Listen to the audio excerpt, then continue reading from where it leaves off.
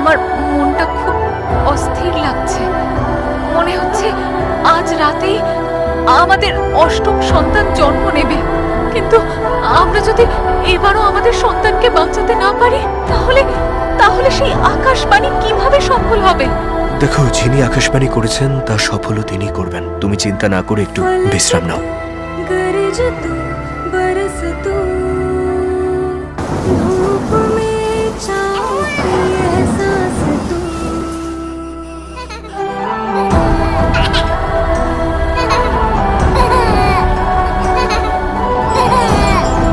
বসুদেব, প্রভু বিষ্ণু, আপনি এসেছেন প্রভু। আমার এই সন্তানকে রক্ষা করুন প্রভু, না হলে ওই দুষ্ট কংস ওকেও হত্যা করবে।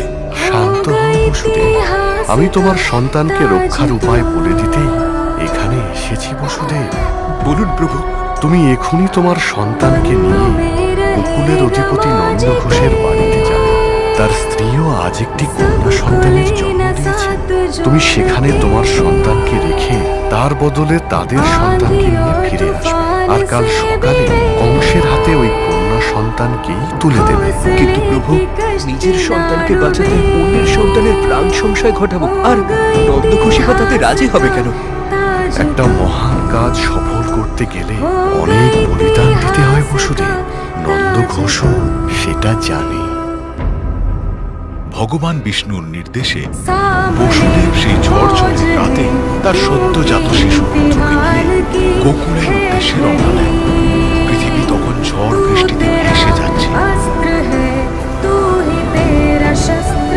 আর সেই ঝড় বৃষ্টি থেকে বাঁচাতে বাসুকী নাগ ফনা মেলে দেয় ছোট্ট শিশুর মাথার উপরে।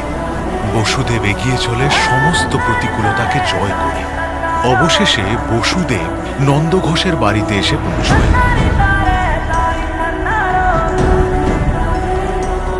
আর তার হাতে নিজের শিশুপুত্রকে তুলে দেয়।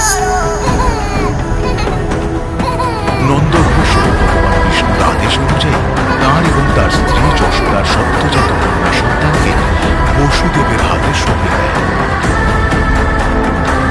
বসুদেব তার কৃতজ্ঞতা জানিয়ে ভোরের আলো ফোটার আগেই কারাগারে ফিরে আসে।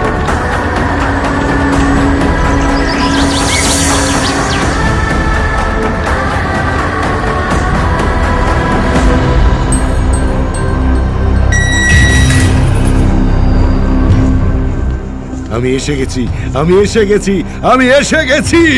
আমার শেষ শত্রুকে শেষ করতে আমি এসে গেছি।